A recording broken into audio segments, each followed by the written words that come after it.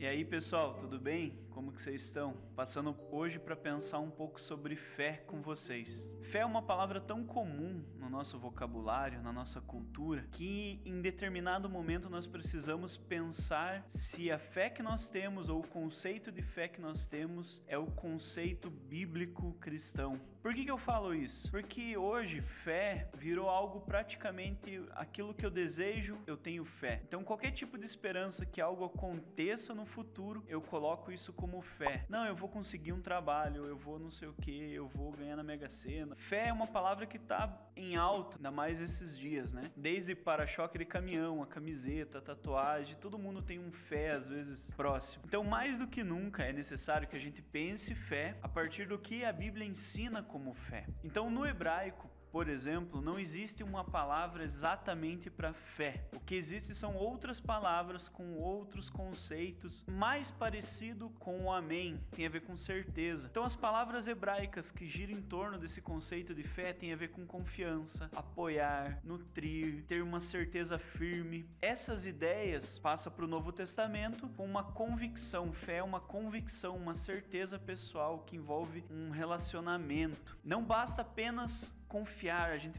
tem que ter um compromisso. Então, ao contrário do que o nosso conceito de cultura ensina, fé na Bíblia, ela exige um compromisso. Não basta apenas você crer que Deus existe, você precisa demonstrar um compromisso com esse Deus. Por que isso? Porque um compromisso vai gerar uma ação, e a ação que resulta da fé é a obediência e a adoração. Então eu tenho fé, eu confio em Deus, e por eu confiar em Deus, eu tenho um compromisso com Ele. Meu compromisso é agir conforme a sua vontade, obediência, e também adorar, celebrar esse Deus, essa confiança. Porque é muito comum às vezes a gente se pegar pensando tamanhos de fé, mas a Bíblia se preocupa mais com o tamanho do nosso Deus do que a fé que nós temos. Porque quando eu e você atravessamos uma ponte, a gente não fica pensando, será que eu tenho fé nessa ponte? A gente simplesmente atravessa, pressupõe, tem uma confiança que quem fez a ponte está segura, e a gente atravessa. Enquanto a gente está atravessando na metade do caminho da ponte, se um de nós perguntasse ou começasse a ficar com medo, meu Deus, será que essa ponte vai cair ou não? A ponte não ia cair por causa da tua falta de fé nela, ela ia continuar firme. Então a fé, ela traz essas ideias de confiar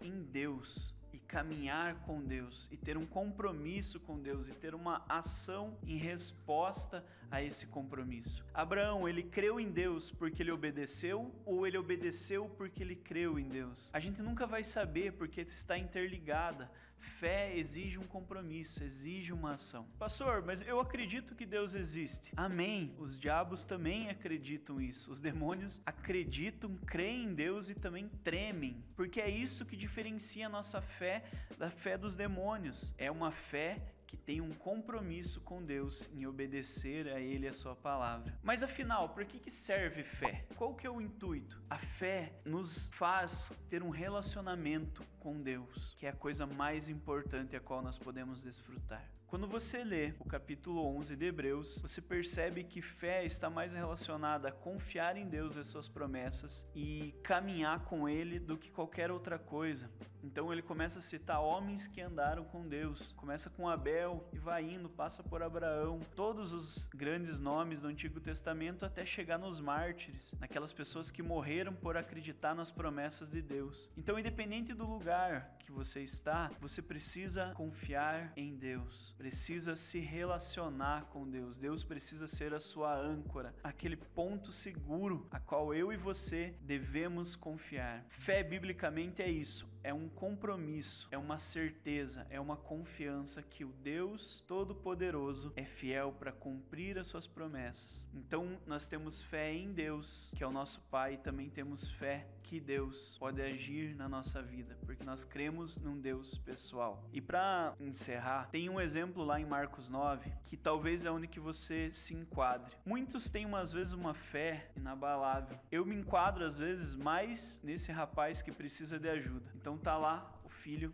que sofria de várias doenças diante de Jesus, porque os apóstolos, os discípulos de Jesus não conseguiram expulsar nem curar aquela criança e ainda estavam debatendo com os fariseus. E em certo momento, Jesus olha para aquele pai e pergunta o que estava acontecendo. E aquele pai, aflito, porque o filho sofria desde a infância, devia ter muitas cicatrizes no corpo porque era jogado no fogo. O pai olha para Jesus meio desacreditado porque os discípulos já tinham falhado e pergunta para Jesus: se você pode curar meu filho, tem como? E Jesus responde para ele: se eu posso, tudo é possível àquele que crê. E o homem automaticamente responde: creio, mas me ajuda na minha incredulidade. Talvez você esteja nesse momento, você crê, você quer um compromisso, mas ainda está tendo dificuldade para se jogar e confiar em Jesus. Então, a sua oração, a minha oração é que você se encontre nesse homem que tinha uma fé quebrada, frágil, mas mesmo assim ele não deixou de crer. E mesmo assim Jesus não deixou de agir na vida dele, porque Jesus não precisa de uma grande fé para fazer as coisas. Jesus precisa que você confie nele, mesmo que com dificuldades, mesmo